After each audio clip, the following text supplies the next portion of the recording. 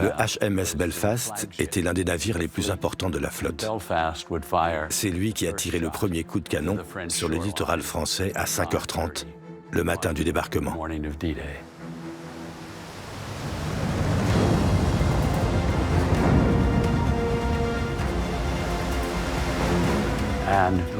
Et un peu plus tard, George Stevens a demandé à l'amiral qui commandait le navire l'autorisation d'emprunter une embarcation pour se rendre sur la plage de Juno.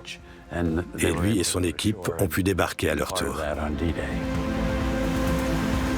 George Stevens grimpe à bord d'un véhicule amphibie, direction Bernières-sur-Mer. Un peu plus tôt dans la matinée, les soldats du North Shore Regiment, régiment d'infanterie de l'armée canadienne, ont débarqué sur les plages face au village.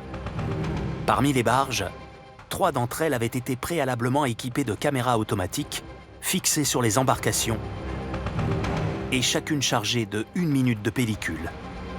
Les premières caméras embarquées de l'histoire.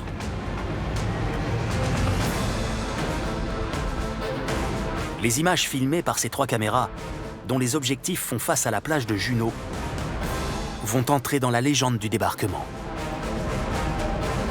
Elles permettent de vivre, de l'intérieur, l'angoisse des soldats de la toute première vague d'assaut au cours des quelques secondes qui ont précédé leur arrivée sur la plage. Surtout, elles sont les seules à avoir capté ce moment clé pour les soldats qui sont arrivés ce matin-là sur les côtes françaises. L'ouverture de la porte frontale de leur barge. Cet instant fatidique au cours duquel chacun de ces hommes qui mettait le pied dans l'eau s'exposait à un tir ennemi, pouvant mettre fin à sa vie.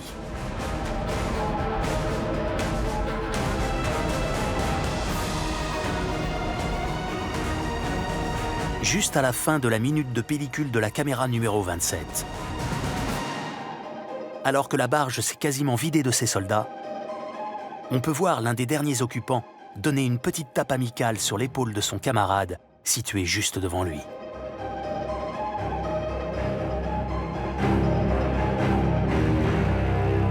L'homme sera plus tard identifié comme le soldat de 2e classe George Baker, 21 ans à l'époque.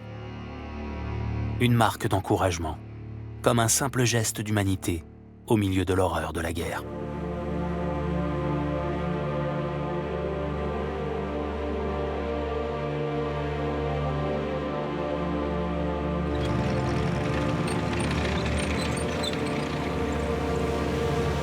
Sur les 37 membres de la section du jeune George Baker, 9 seront tués au combat, à peine quelques minutes après avoir débarqué. Les Canadiens essuient des tirs nourris sur les plages, alors qu'ils avancent vers les défenses allemandes. Les combats sont au corps à corps dans la petite ville côtière, mais les simples civils d'hier forment à présent une armée endurcie de tueurs professionnels. Il faudra plusieurs heures de combats acharnés pour que les troupes canadiennes parviennent à reprendre la petite commune de Bernières-sur-Mer aux mains des Allemands.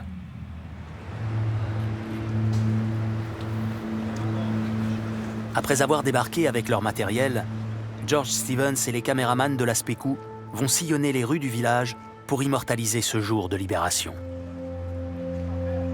Sous les objectifs des caméras, on découvre sur les bâtiments les stigmates des combats et des bombardements.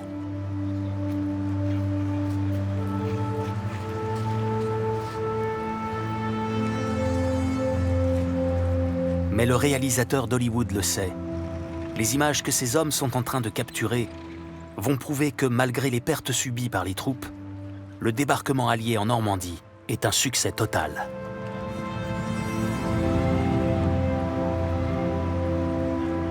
Il décide alors de mettre en scène ce plan devant la gare.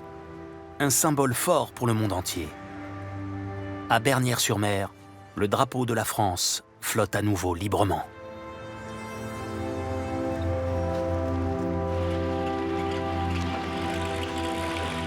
Après les heures d'angoisse vécues lors de la traversée de la Manche et de l'arrivée sur les plages, les caméramans peuvent enfin prendre quelques minutes pour souffler.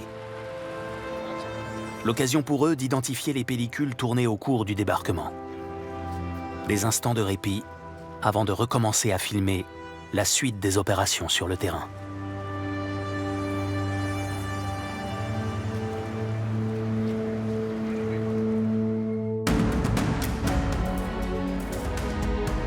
Alors que George Stevens et son équipe préparent leur camp à l'extérieur de Bernières-sur-Mer, Jack Lieb, le reporter de presse pour News of the Day, vient de débarquer sur la plage de Utah Beach.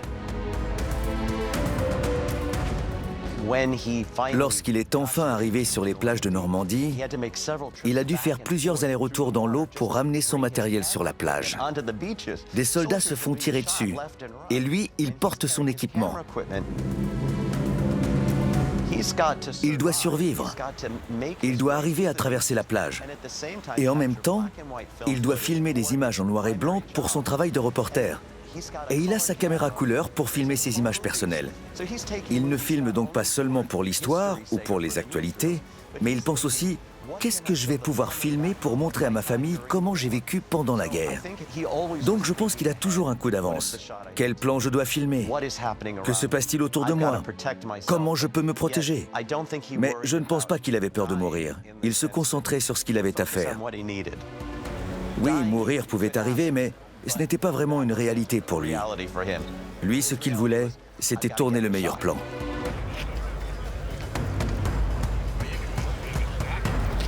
La partie de la plage sur laquelle nous nous trouvions était attaquée par l'ennemi. Les bulldozers essayaient de dégager les routes pour permettre à nos chars d'avancer. Même si nous étions en juin, il faisait froid. On a dû creuser des trous d'hommes encore plus profonds pour nous servir d'abri pour la nuit. En fin de journée, nous avons filmé les premiers soldats allemands qui avaient été capturés près de la plage.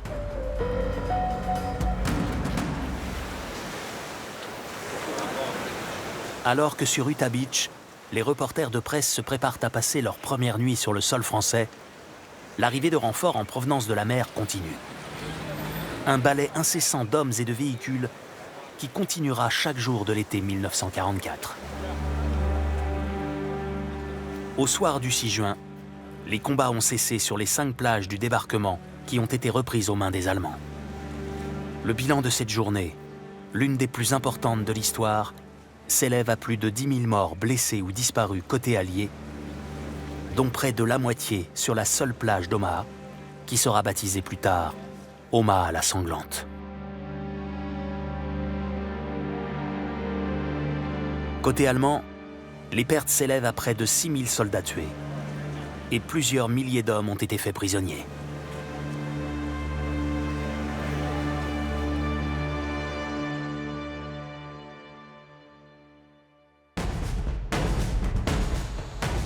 Quant aux pellicules, films ou photos qui ont été capturées par les photographes et les caméramans au cours du D-Day, elles sont immédiatement acheminées vers l'Angleterre.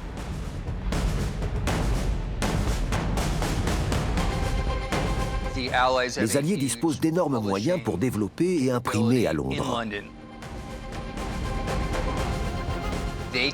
Ça leur permet d'envoyer des photos en utilisant les premiers télétypes et les systèmes de transfert télégraphique, presque comme un fax en 1944. La qualité n'est pas optimale, mais pour un journal, c'est tout à fait correct.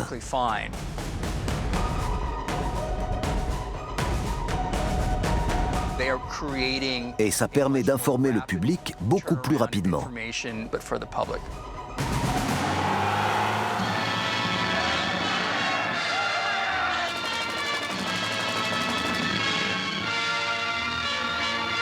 Dès le 7 juin, la presse mondiale montre les premières photos de l'arrivée des Alliés sur les plages de Normandie.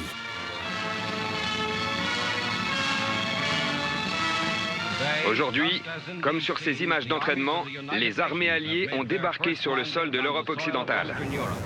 Une grande bataille décisive pour l'histoire vient de commencer. Le jour tant attendu par les peuples libres est arrivé. C'est le D-Day.